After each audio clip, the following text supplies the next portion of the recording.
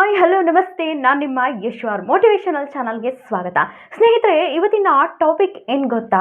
So ಮಾನಸಿಕವಾಗಿ mentally ಈ ಆರ್ಥಿಕ ಪರಿಸ್ಥಿತಿಯಿಂದ ಒಬ್ಬ ಗಂಡಸು ಒಬ್ಬ ಮೇಲ್ ಹೇಗೆಲ್ಲ ಒಂದು ಒತ್ತಡಕ್ಕೆ ಈಡಾಗ್ತಾನೆ, ಯಾರಿಂದೆಲ್ಲ ಒತ್ತಡಕ್ಕೆ ಈಡಾಗಿ ಮತ್ತು ಮೆಂಟಲಿ ತುಂಬಾ ಸ್ಟ್ರೆಸ್ ತಗೊಂಡು ತುಂಬ ಒಂದು ಆತ್ಮಹತ್ಯೆಗೆ ಒಳಗಾಗ್ತಕ್ಕಂಥ ಸಿಚುವೇಶನ್ ತುಂಬಾ ಆಗ್ತಾ ಇದೆ. ಸೊ ಹಾಗಾಗಿ ಇದ್ರ ಬಗ್ಗೆ ತಿಳ್ಕೊಳ್ತಾ ಹೋಗೋಣ. ಹೆಚ್ಚಿನದಾಗಿ ಒಂದು 70-80% ಒಂದು ಹೆಣ್ಮಕ್ಳಿಗಿಂತ ಗಂಡು ಮಕ್ಕಳು ಆರ್ಥಿಕ ಪರಿಸ್ಥಿತಿ ಅನ್ನೋದನ್ನು ತುಂಬ ಮಾನಸಿಕವಾಗಿ ತುಂಬ ಸಮಸ್ಯೆಗಳನ್ನ ಎದುರಿಸ್ತಾ ಇರ್ತಾರೆ. ಸೊ ಅವರಿಗೆ ಯಾವ ರೀತಿ ಇವತ್ತು ಪೆಟ್ಟು ಬೀಳುತ್ತೆ ಮತ್ತು ಈ ಹೆಣ್ಮಕ್ಳು ಆಗಿರ್ತಕ್ಕಂಥವರು ಹೇಗೆಲ್ಲ ನಿಭಾಯಿಸ್ಕೊಂಡು ಅವ್ರ ಸಮಸ್ಯೆಗಳನ್ನ ಅರ್ಥ ಮಾಡಿಸ್ಕೊಂಡು ಕೈ ಜೋಡಿಸ್ಕೊಂಡು ಹೋದರೆ ಆ ವ್ಯಕ್ತಿ ತುಂಬ ದಿನಗಳ ಕಾಲ ಉಳಿತಾನೆ ಮತ್ತು ಯಾವುದೇ ರೀತಿ ಮೆಂಟಲಿ ಸ್ಟ್ರೆಸ್ ಆಗಲ್ಲ. ಮತ್ತು ತುಂಬ ಕೆಲವೊಂದು ಆತ್ಮಹತ್ಯೆಗಳೆಲ್ಲ ನೋಡ್ತಾ ಇದ್ದೀವಿ. ಸೊ ನಾನು ಇದನ್ನು ವಿರುದ್ಧವಾಗಿ ನೀವು ಮಾತಾಡ್ತಿದ್ದೀರಾ ಅಂತ ಅಂದ್ಕೊಂಡು ಹೆಣ್ಮಕ್ಳು ಬೈದರೂ ಪರವಾಗಿಲ್ಲ, ಬಟ್ ಇದು ರಿಯಾಲಿಟಿ.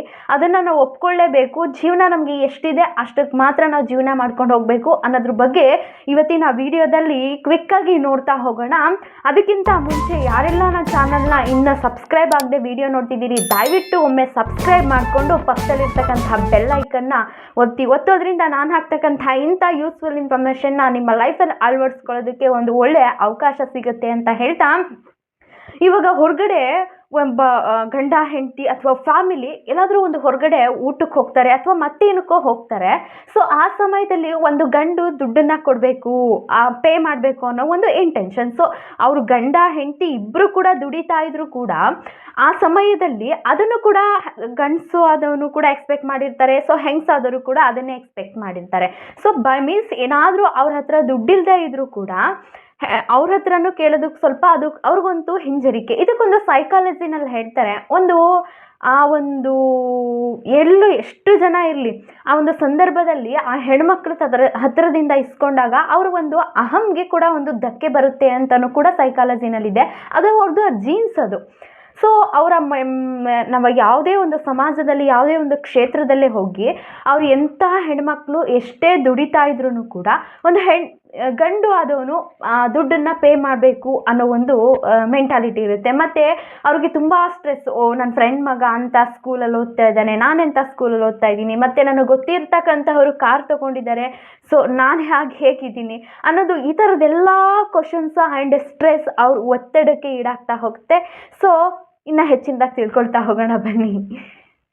ಲೈಕ್ ನಮ್ಮ ಹಿಂದಿನ ಕಾಲದವ್ರು ಹೇಳಿದ್ದಾರೆ, ಹಾಸಿಗೆ ಇದ್ದಷ್ಟು ಕಾಲು ಚಾಚು ಅಂತ. ಸೊ ನಮ್ಮ ಮಿತಿಗಳೆಷ್ಟಿದ್ದಾವೆ, ನಮ್ಮ ಆದಾಯ ಎಷ್ಟಿದೆ, ನಮ್ಮ ಸಂಪತ್ತು ಎಷ್ಟಿದೆ, ನಮ್ಮ ಖರ್ಚು ವೆಚ್ಚಗಳೆಷ್ಟಿದೆ ಅನ್ನೋದನ್ನು ಪ್ರತಿಯೊಂದನ್ನು ಕೂಡ ಕುಲಂಕುಷವಾಗಿ ಅರ್ಥ ಮಾಡಿಕೊಂಡು ಬದುಕನ್ನು ನಿಭಾಯಿಸಬೇಕಾಗತ್ತೆ. ಸೊ ಇನ್ನೊಂದು ಗಾದೆ ಇದೆ, ಹೊಟ್ಟೆಗೆ ಹಿಟ್ಟೆ ಇಲ್ದಿದ್ರು ಕೂಡ ಜುಟ್ಟಿಗೆ ಮಲ್ಗೆ ಹೂವು ಅಂತ. ಸೊ ಹಾಸಿಗೆ ಇದ್ದಷ್ಟು ಕಾಲು ಚಾಚದೆ ಮತ್ತೆ ಮುಂದಕ್ಕೆ ಚಾಚಿದ್ರೆ ಕಾಲು ನೆಲಕ್ಕೆ ಬೀಳುತ್ತೆ. ಐ ಮೀನ್ ನಿನ್ನ ಆದಾಯ ಎಷ್ಟಿದೆ, ನಿನ್ನ ಖರ್ಚು ಎಷ್ಟಿದೆ, ನಿನ್ನ ಸಂಪತ್ತು ಎಷ್ಟಿದೆ ಎಲ್ಲವನ್ನ ಲೆಕ್ಕಾಚಾರ ಹಾಕೊಂಡು ಅತಿ ಲಿಮಿಟ್ ಇಲ್ಲದೆ ನೀನು ಮಾಡೋಕ್ಕೆ ಹೋದರೆ ಏನಾಗುತ್ತೆ ಅಂದರೆ ಸಾಲದ ಸುಳಿಗೆ ಬೀಳ್ತೀರಾ, EMI ಬಲೆಗೆ ಬೀಳ್ತೀರಾ. ಆ EMI ಬಲೆಗೆ ಬಿದ್ದಾಗ ಏನಾಗುತ್ತೆ, ಒಂದಕ್ಕೊಂದು ಇದಾಗಿ ಮಾನಸಿಕವಾಗಿ ತುಂಬ ಹೋಗಬೇಕಾಗುತ್ತೆ. ನಾವು ನಮಗೋಸ್ಕರ ಬದುಕ್ತಾ ಇಲ್ಲ ಸ್ನೇಹಿತರೆ, ಮತ್ತೊಬ್ಬರು ಬೇರೆಯವ್ರಿಗೋಸ್ಕರ ಹೊಟ್ಟೆ ಊರ್ಸೋದಕ್ಕೋಸ್ಕರ, ನಮಗೆ ಸ್ಯಾಟಿಸ್ಫ್ಯಾಕ್ಷನ್ ಆಗೋದಕ್ಕೋಸ್ಕರ, ಇನ್ನೊಬ್ರು ಯಾವುದೋ ಸ್ಯಾಟಿಸ್ಫ್ಯಾಕ್ಷನ್ಗೋಸ್ಕರ ನಾವು ಬದುಕ್ತಾ ಇದ್ದೀವಿ. ಮತ್ತಾರೋ ನಮ್ಮನ್ನು ನೋಡಿ ಉರ್ಕೊಳ್ಳಿ ಅನ್ನೋದಕ್ಕೋಸ್ಕರ ನಾವು ಬದುಕ್ತಾ ಇದ್ದೀವಿ. ನಮ್ಮ ಲಿಮಿಟೇಷನ್ ಮೀರಿ ಬದುಕ್ತಾ ಇದ್ದೀವಿ. ಯಾವುದೋ ಒಂದು ಸಮಾರಂಭ, ಆ ಸಮಾರಂಭಕ್ಕೆ ನಾವು ಹೋಗಬೇಕಾಗಿರುತ್ತೆ. ಅವ್ರು ಸಮಾರಂಭ ಮಾಡ್ತಾ ಇರೋರು ಮಾಡ್ಕೊಳ್ಳಿ, ಆ ಸಮಾರಂಭಕ್ಕೆ ಒಂದು ಅರ್ಧ ಗಂಟೆ 1 hour ಹೋಗಿ ಬರೋದಕ್ಕೆ ನಾವೊಂದು 10,000 20,000 ಖರ್ಚು ಮಾಡ್ತಕ್ಕಂತಹದ್ದು. ಆದಾಯ ಇದ್ದರೆ ಓಕೆ ಫೈನ್, ಆದಾಯ ಇಲ್ಲ ಅಂದರೆ ಏನು ಮಾಡ್ತೀರಾ? ಎಷ್ಟು ಸಮಸ್ಯೆಗಳ ಮೇಲೆ ಸಮಸ್ಯೆಗಳು, ಆ ಸಾಲ ತೀರ್ಸೋದಕ್ಕೆ ಮತ್ತೊಂದು ಸಾಲ, ಮತ್ತೊಂದು EMI, ಈ ಥರ ಸಾಲದ ಗುಡಿನಲ್ಲಿ ಹೋಗ್ತಾನೆ ಇರ್ತೀರ. ಹಾಗೆ ನಮ್ಮ ಲಿಮಿಟೇಷನ್ ಎಷ್ಟಿರುತ್ತೋ ಅಷ್ಟಕ್ಕೆ ಮಾತ್ರ ಬದುಕನ್ನು ಅರ್ಥ ಮಾಡ್ಕೊಂಡು ಹೋಗಬೇಕಾಗುತ್ತೆ.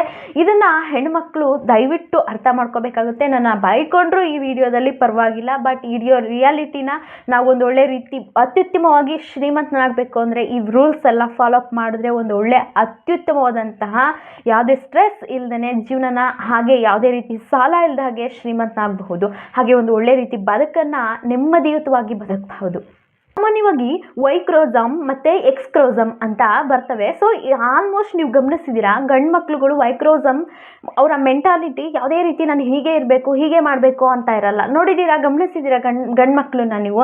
ಹಾಗೆ ಹೇಗೋ ತಲೆ ಬಾಚಿಕೊಂಡು ಮತ್ತು ಹೇಗೋ ಯಾವುದೋ ಒಂದು ಟಿ ಶರ್ಟ್ ಹಾಕ್ಕೊಂಡು ಯಾವುದ್ರ ಕಡೆನೂ ತಲೆ ಕೆಡಿಸ್ಕೊಳ್ಳಲ್ಲ. ಅವರು ಮೆನರಿಸಮ್ ಇರಲ್ಲ ಅವರಿಗೆ. ಸೊ ನಾನು ಯಾರೇ ಒಂದು ಕಾರ್ ತಗೊಂಡ್ರು ಕೂಡ ಅವ್ರು ತಲೆ ಕೆಡಿಸ್ಕೊಳ್ಳಲ್ಲ. ಯಾರೇ ಒಬ್ಬರು ಮನೆ ಕಟ್ಟಿದ್ರು ಕೂಡ ಅಂದರೂ ಕೂಡ ತಲೆ ಕೆಡಿಸ್ಕೊಳ್ಳಲ್ಲ. ಈ ಎಕ್ಸ್ಕ್ರೋಸಮ್ ಇರ್ತಲ್ಲ, ಇದು ಹಾಗಲ್ಲ. ಬೇರೆಯವ್ರಿಗೋಸ್ಕರ ಬದುಕ್ತಕ್ಕಂತಹದ್ದು, ಅವರ ಸ್ಟೇಟಸ್ ಮೇಂಟೈನ್ ಮಾಡ್ತಕ್ಕಂತಹದ್ದು. ಯಾರೋ ಒಬ್ರು ಮನೆ ಕಟ್ಟಿದ್ರು ಮತ್ತೆ ಬಂದು ಗಂಡಸರಿಗೆ ನನಗೆ ಅದು ತಂದು ಕೊಟ್ಟಿಲ್ಲ, ಇದು ತಂದು ಕೊಟ್ಟಿಲ್ಲ, ಮತ್ತು ನೀವು ಇದು ಯಾಕೆ ಟಿ ಶರ್ಟ್ ಹಾಕಿದ್ದೀರಾ, ಇದಕ್ಕೆ ಯಾಕೆ ಮ್ಯಾಚಿಂಗ್ ಇಲ್ಲ, ಯವ್ವ ಎಷ್ಟು ಗಂಡಸು ಅದನ್ನೆಲ್ಲ ನಿಭಾಯಿಸ್ತಾ ಇರ್ತಾನೆ. ಮತ್ತು ಆ ಮೆಂಟಾಲಿಟಿನಲ್ಲೇ ಅವ್ರು ಹೇಗೆಲ್ಲ ಸ್ಟ್ರೆಸ್ ಆಗ್ತಾರೆ. ಅವ್ರು ಯಾವುದನ್ನು ಕೂಡ ಒಂದು ತಲೆ ಕೆಡಿಸ್ಕೊಳ್ಳಲ್ಲ. ಅವರ ಒಂದು ವೈಕ್ರೋಸಮ್ ಕ್ಯಾರೆಕ್ಟ್ರೇ ಹಾಗೆ. ಯಾವುದಕ್ಕೂ ಕೂಡ ಅದು ಮೆನರಿಸಮ್ ಇರಲ್ಲ, ಮತ್ತು ಯಾವುದಕ್ಕೂ ಕೂಡ ಒಂದೇ ಕಡೆ ಅವರು ಫೋಕಸ್ ಮಾಡ್ತಾರೆ. ಸೊ ಫಾರ್ ಎಕ್ಸಾಂಪಲ್, ಯಾವುದೇ ಒಂದು ಆಫೀಸರ್ ಆಗಲಿ, ಫಾರ್ ಎಕ್ಸಾಂಪಲ್ ಒಬ್ಬ ಪೊಲೀಸ್ ಆಫೀಸರೇ ಅಂದ್ಕೊಂಡಿರ್ತಾನೆ. ಒಂದು ಆಫೀಸರ್ ಆಗಿ ಅವನು ವರ್ಕ್ ಮಾಡೋದಕ್ಕೆ ಹೊರಟ ಅಂದರೆ ಅವರು ತುಂಬಾ ಎಕ್ಸ್ಪೆಕ್ಟೇಷನ್ ಇಟ್ಕೊಂಡಿರ್ತಾನೆ, ನಾನೊಬ್ಬ ಪ್ರಾಮಾಣಿಕವಾಗಿ ಒಂದು ಒಳ್ಳೆ ಕೆಲಸವನ್ನು ನಿರ್ವಹಿಸ್ಬೇಕಂತ. ಸೊ ಅವನು ಅಂದ್ಕೊಂಡಿರ್ತಕ್ಕಂತಹ ಕೆಲಸ ಖಂಡಿತವಾಗಿ ಕೂಡ ಮಾಡೋಕ್ಕಾಗಲ್ಲ. ಬಿಕಾಸ್ ಮನೆಯವರು ಅದಕ್ಕೆ ಅವಕಾಶ ಮಾಡಿಕೊಡಲ್ಲ. ಅವ್ರು ಮಾಡ್ತಕ್ಕಂತಹ ಖರ್ಚುಗಳು, ಅವ್ರು ಮೇಂಟೈನ್ ಮಾಡ್ತಕ್ಕಂತಹ ಖರ್ಚುಗಳು ಇವನ ಕೈಯಲ್ಲಿ ನಿಭಾಯಿಸಲಿಕ್ಕೆ ಸಾಧ್ಯ ಆಗ್ತಾ ಇರಲ್ಲ. ಸೊ ಆ ಟೈಮಲ್ಲಿ ಏನಾದರೂ ಒಂದು ತಲೆ ಕೆಟ್ಟು ಅಥವಾ ಮೆಂಟಲಿ ಡಿಸ್ಟರ್ಬ್ ಆಗಿ ಅಡ್ಡದಾರಿ ಅಥವಾ ದುಡ್ಡಿನ ಹುಮ್ಮಸ್ಸು ಈ ಕಡೆ ಹೋಗಬೇಕಾಗುತ್ತೆ. ಸೊ ಇದನ್ನು ದಯವಿಟ್ಟು ಹೆಣ್ಮಕ್ಳು, ನಾನು ಸ್ತ್ರೀ ವಿರೋಧ ಅಂತ ಅಂದ್ಕೊಂಡ್ರೂ ಪರವಾಗಿಲ್ಲ, ದಯವಿಟ್ಟು ಇದನ್ನು ಅರ್ಥ ಮಾಡಿಕೊಂಡು ಒಂದು ಒಳ್ಳೆ ರೀತಿ ಅವರ ಭಾವನೆಗಳು ಏನಿದ್ದಾವೆ, ಸೊ ನಮ್ಮ ಪರಿಸ್ಥಿತಿ ಹೇಗಿದೆ, ನಮ್ಮ ಒಂದು ಮನೆತನ, ನಮ್ಮ ಒಂದು ಖರ್ಚು ವೆಚ್ಚ, ಸಂಪತ್ತು ಎಷ್ಟರ ಮೇಲಿದೆ, ಆದಾಯ ಇದ್ರೆ ಓಕೆ ಫೈನ್, ನಾನು ಅವ್ರಿಗೆ ಹೇಳ್ತಾ ಇಲ್ಲ. ಸೊ ಲಿಮಿಟೇಷನ್ ಇಟ್ಕೊಂಡು ಎಲ್ಲರೂ ಕೂಡ ಕಣ್ರಿ, ಇವತ್ತು ಎಂಥ ಶ್ರೀಮಂತ ಆದ್ನೂ ಕೂಡ ಒಂದು ಲಿಮಿಟೇಷನ್ ಇಲ್ಲದೇನೆ ಅವನು ಶ್ರೀಮಂತನಾಗಿಲ್ಲ. ಯಾವುದೇ ಒಂದು ಹಿಸ್ಟ್ರಿನಲ್ಲಿ ಹೋಗಿ ಹುಡುಕಿ ಅವನೊಬ್ಬ ಲಿಮಿಟೇಷನ್ ಇಟ್ಕೊಳ್ದೆ, ಅವನು ದುಡ್ಡನ್ನ ಹೂಡಿಕೆ ಮಾಡಿದೆ, ಇನ್ವೆಸ್ಟ್ಮೆಂಟ್ ಮಾಡಿದೆ, ದುಡ್ಡನ್ನ ಇನ್ನೊಂದು ಕಡೆ, ದುಡ್ಡನ್ನ ಮತ್ತೊಂದು ಕಡೆ ದುಡಿಯೋದಕ್ಕೆ ಬಿಡದೆ ಅವನು ಶ್ರೀಮಂತ ಆಗಲಿಕ್ಕೆ ಸಾಧ್ಯ ಇಲ್ಲ. ಈ ಅನಗತ್ಯ ಬೇರೆಯವ್ರಿಗೋಸ್ಕರ ಸ್ಯಾಟಿಸ್ಫ್ಯಾಕ್ಷನ್ಗೋಸ್ಕರ ಬದುಕೋದು ಬೇಡ, ನಮಗೋಸ್ಕರ ನಾವೇನಿದೆ ಅದಕ್ಕೋಸ್ಕರ ಬದುಕೋಣ.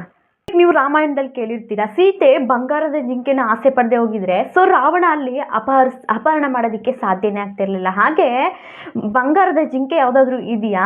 ಹಾಗೆ ನೀವು ಅರ್ಥ ಮಾಡ್ಕೋಬೇಕು, ಈ ಬಂಗಾರದ ಜಿಂಕೆ ಅಂತ ನೀವು ಆ ಕಡೆನೇ ಹೋದರೆ ನೀವು ಆ ಒಂದು ಏನನ್ನ ಎಕ್ಸ್ಪೆಕ್ಟ್ ಮಾಡಿರ್ತೀರಾ ತುಂಬ ದೊಡ್ಡ ಮಟ್ಟಕ್ಕೆ, ಅದನ್ನೇ ಒಂದು ಬಂಗಾರದ ಜಿಂಕೆ ಅಂತಲೇ ಅಂತ ಅಂದ್ಕೊಳ್ಳಿ.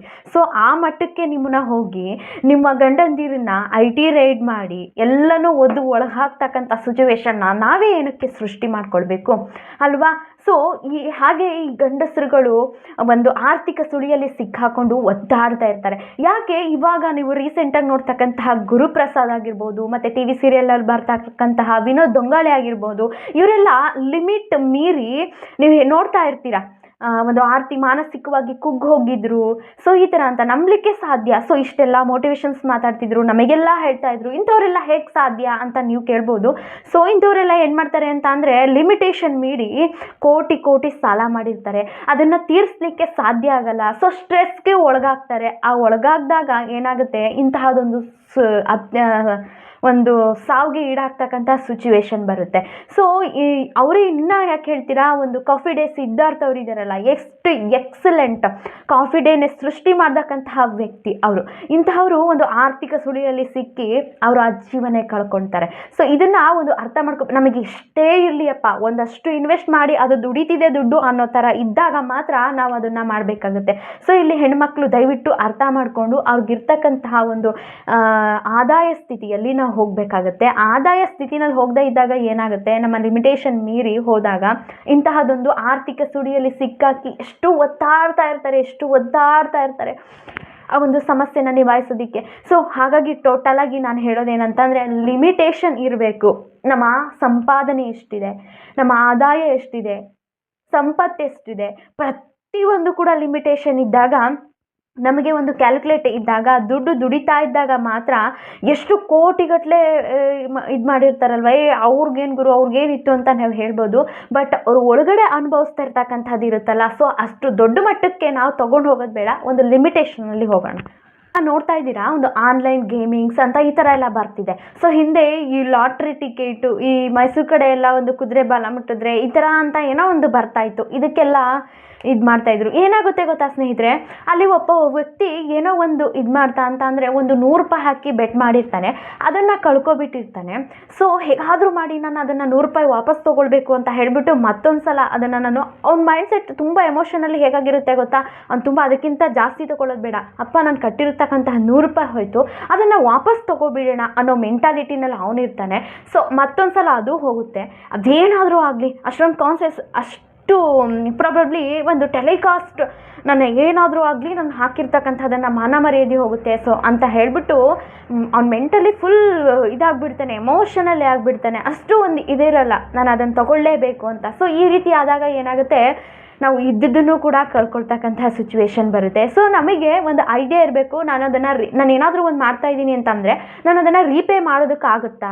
ಬಿಕಾಸ್ ಏನಾದರೂ ಒಂದು ನಾಳೆ ದಿನ ಹೆಚ್ಚು ಕಡಿಮೆ ಆದರೆ ನನ್ನ ಆಸ್ತಿ ಸಂಪತ್ತನ್ನೆಲ್ಲ ಕೂಡ ಮಾರಿದ್ರು ಕೂಡ ಅದನ್ನು ನಾನು ರೀಪೇ ಮಾಡಬಹುದಾ ಅನ್ನೋ ಕೆಪಾಸಿಟಿನ ನನ್ನಲ್ಲಿ ನಾನು ಇಟ್ಕೊಂಡಿದ್ದಾಗ ಮಾತ್ರ ಆ ಕೆಲಸಕ್ಕೆ ಕೈ ಹಾಕೋದಕ್ಕೆ ಹೋಗಬೇಕು. ಇಲ್ಲಿ ಟೋಟಲಾಗಿ ನಾನು ಹೇಳೋದೇನು ಅಂತಂದರೆ ಇಲ್ಲಿ ಎಲ್ಲರಿಗೂ ಕೂಡ ಆಲ್ಮೋಸ್ಟ್ ಒಂದು 80-90% ಗಂಡಸರುಗಳು ತುಂಬ ಆರ್ಥಿಕವಾಗಿ ಸ್ಟ್ರೆಸ್ಗೆ ಒಳಗಾಗ್ತಿದ್ದಾರೆ. ಇದಕ್ಕೆ ಮನೆಯವರು ಕೂಡ ಹೆಣ್ಣುಮಕ್ಕಳು ಕೂಡ ಒಂದು ರೀತಿ ಕಾರಣ ಆಗ್ತಿದ್ದಾರೆ, ಲಿಮಿಟೇಷನ್ ಮೀರ್ತಿದ್ದಾರೆ. ಎಲ್ಲರೂ ಕೂಡ ಒಗ್ಗೂಡಿ ನಿಮಗೆ ಎಷ್ಟಿದೆ ಹಣ ಇದ್ದರೆ ಆದಷ್ಟು ಇನ್ವೆಸ್ಟ್ಮೆಂಟ್ ಮಾಡಿ ನಂತರ ಅದನ್ನ ಸ್ಪೆಂಡ್ ಮಾಡಿ ಅಂತ ಹೇಳೋದಕ್ಕೆ ಇಷ್ಟಪಡ್ತೀನಿ. ಐ ಹೋಪ್ ನಿಮಗೆ ಈ ವಿಡಿಯೋ ಇಷ್ಟ ಆಯಿತು ಅಂತ ಭಾವಿಸ್ತಾ ನೆಕ್ಸ್ಟ್ ವಿಡಿಯೋದಲ್ಲಿ ಇಂತಹದೇ ಒಂದು ಒಳ್ಳೆ ಬ್ಯೂಟಿಫುಲ್ ಆ್ಯಂಡ್ ಯೂಸ್ ಆಗ್ತಕ್ಕಂತಹ ಕಂಟೆಂಟ್ನೊಂದಿಗೆ ಬರ್ತೀನಿ. ಅಲ್ಲಿವರೆಗೂ ನಮಸ್ತೆ, ಎಲ್ರಿಗೂ ಬಾಯ್, ಟೇಕ್ ಕೇರ್.